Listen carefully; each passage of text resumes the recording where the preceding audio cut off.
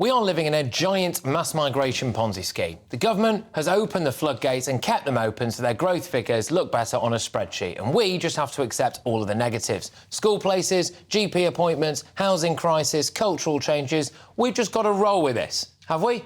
The net migration figures are in. Well, in the year up to June 2023, 672,000 more people are now living in the UK. That's up from 607,000 in the previous 12 months. That's the population of Manchester, plus about another 110,000. How many more houses are we building? How many new hospitals? How many new schools? Well, nowhere near enough is the answer.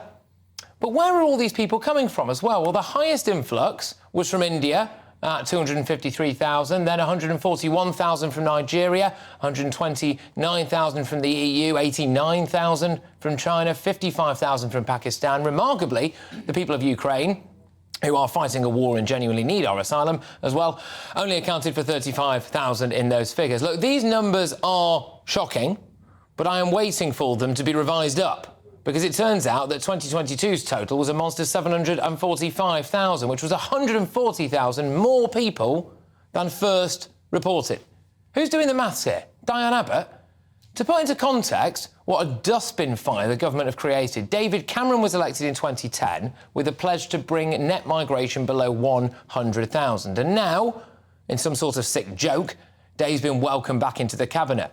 I'll give it about a week before Tony Blair's been sucked back up from the U-bend of the public toilet at Westminster Tube Station. We also have to be honest here. The Prime Minister keeps saying he's focused on the small boats. That focus seems to be as good as a bloke with a lazy eye and a cataract staring at the small print of the opticians' charts in thick fog from 100 yards away. But it's a distraction, this, isn't it?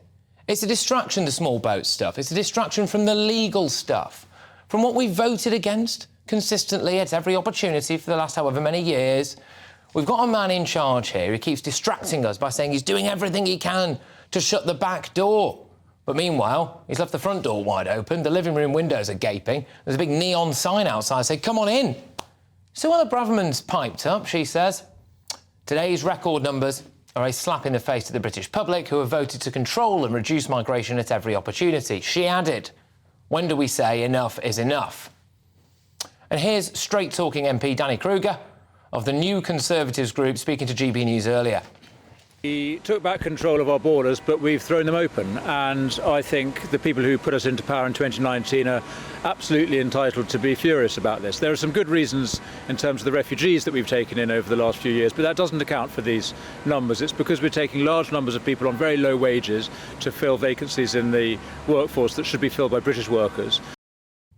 Meanwhile, the new Home Secretary, James Cleverly, he's got his muzzle on now, hasn't he, on a short leash. He wrote, "This figure is not showing a significant increase from last year's figures and is largely in line with our own immigration statistics. The government remains completely committed to reducing levels of legal migration while at the same time focusing relentlessly on our priority of stopping the boats."